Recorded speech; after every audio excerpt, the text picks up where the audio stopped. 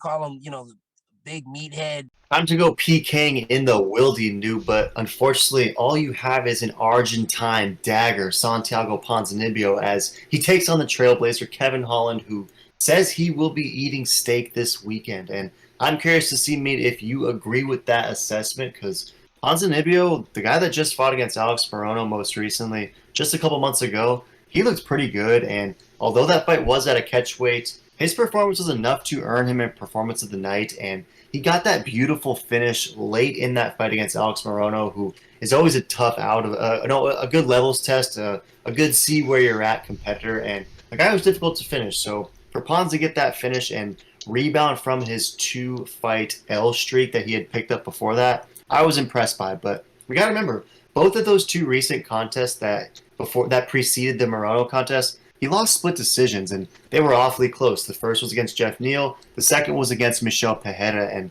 that was a fight of the night, razor-thin contest that I was stoked Michel got the win in, but wouldn't have shocked me if Ponzinibbio walked away with that one too. So what are your thoughts on this one? He takes on Holland, who is also sort of, I shouldn't say also, but is riding himself a 2-fight L streak, and most recently it was the fight of the night, but he got finished by Wonderboy Thompson, and then before that, there was the strange circumstances where he had one opponent, but 24 hours later, he ended up having to fight Hamzat. And credit to Holland for stepping up and taking that fight, because not a lot of guys would have. But got to imagine that was pretty bad for his career in the sense that it killed his momentum that he had after he had a 3-fight win streak, essentially. And that got derailed quick. And then he got to fight against Stephen Wonderboy Thompson shortly after. And that was a fight where he could have had it on the ground, and he clearly had the advantage there, but he would allow Stephen Wonderboy Thompson to stand up, and then once they were standing, Wonderboy obviously had the advantage. So just very questionable fight IQ stuff from Kevin Holland, who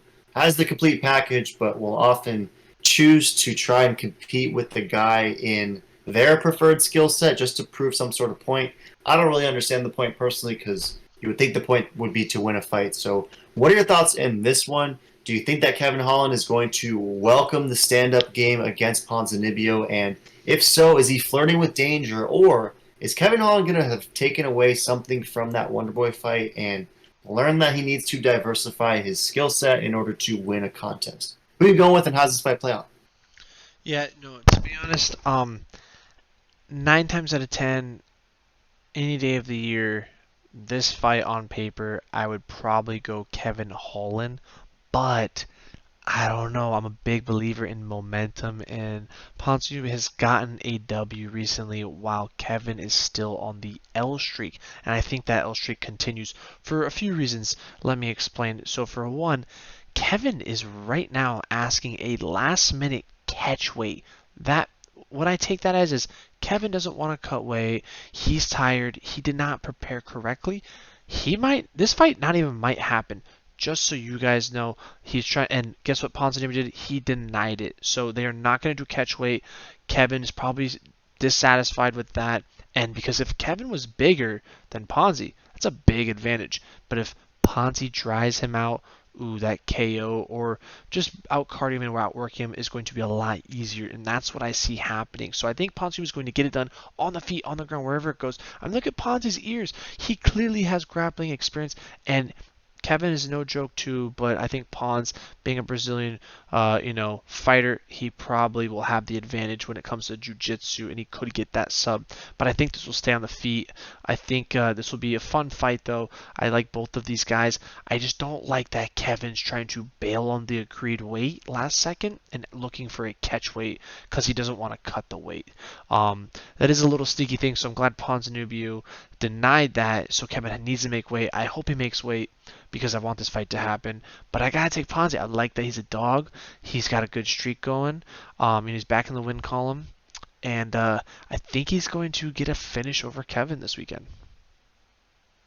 Yeah, very nice. And of the Tapology 17%, there's only a slim that is rolling with that KO finish for Ponzinibbio. So guaranteed to be some interesting numbers there. And an interesting take from you for sure. 83% meanwhile is rolling with Trailblazer. And a lot of it is Brown. They think that KO TKO is most likely. And when Ponzinibbio does lose, if it's not those close split decisions, he is getting slept, right? I think of that one punch stiffening by Lee the Leech, which was always my favorite Lee the Leech performance because he was a fat dog and really just shut up the homie in this one, Ponzinibbio. And before that, he got finished by Lorenz Larkin, but a guy who is historically pretty difficult to put out. But Kevin Holland has some pretty gnarly power and has some sick finishes himself. But you touched on the jiu-jitsu, obviously the ears that Ponzinibbio possesses. I'd be remiss if I didn't correct the record for our Argentinian meat boys out there. And although Santiago Ponzinibbio is not Brazilian, he is Argentinian, and he's never been finished via submission. So I think if Kevin Holland is able to be the first, then that would be a feather in his cap for sure, because Ponzinibbio is no slouch, right? He obviously wants to keep this fight standing and has the punching power necessary to do so, but it's not like he's completely a fish out of water when on the mat for sure. So do you think that if Ponzinibbio is to get this one done, that it's likely going to be by finish, or do you see a route potentially where Ponzinibbio can win an ugly decision over Kevin Holland? Yeah, no, I think he wins wherever it goes. You know, if it goes to the ground, if it goes decision, I think he's gonna win. I really don't like seeing Kevin Holland on a 2-fight losing streak and then also looking for a catch weight last second.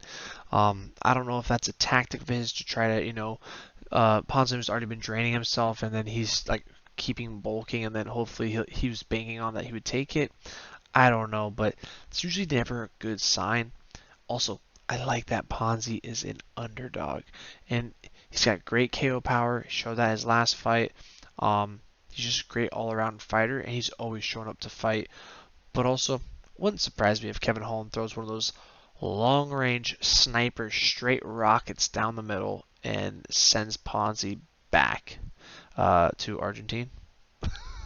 Yeah, and that's kind of how I think this one's going to go down, Meat. And, you know, you mentioned the momentum, and if either guy has any momentum in this one, it would be Pons, right? Because he just got that beautiful finish over Morono. But I don't know. In this one, I think that this is going to be the fight that gets Holland back on track. And I think you bring up some great points. I don't love the let's make it a catch weight thing from 4 hours ago, because you wonder what the context is surrounding that one and what's happening in that realm. But maybe it's mind games, hopefully. And then you also don't really love the distractions with Jorge Masvidal and whatever that sort of whatever happened there, I guess, is another thing that's ongoing that is distracting from the real competitor in front of him in Ponzinibbio, who, if you don't have a singularity of focus against the Argentine dagger, then you're going to get stabbed for sure. So in this one, I'm going to take Kevin Holland. I like the reach. You mentioned those long, just sniper-like punches. I think that that's going to be huge in this one. I mean, he's 6'3", the 81-inch reach to the 6', 73-inch reach of the Argentine dagger. So I like Kevin Holland to have the advantage on the feet, and I hope he mixes in some takedowns and works a little bit of that Travis Lutter BJJ game, because he has it. He just picks and chooses when he wants to use it. So I'm with you in the sense that I think that this is going to be a sick fight, but I'm just going to go with Kevin Holland to get the W. Any last thoughts? No, this is a great fight, great matchup. Who do you take in the comments? Let us know. Smash me, subscribe, and check out our other videos.